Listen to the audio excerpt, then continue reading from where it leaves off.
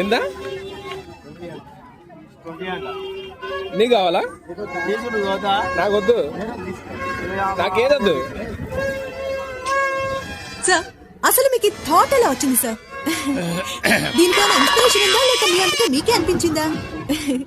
చిన్నప్పటి నుంచి మీకు ఇలా ఏదైనా కొత్త విషయాలు కనిపెట్టాలని ఆసక్తి ఉండేదా లేక ఖాళీగా ఉండడం మూలంగా?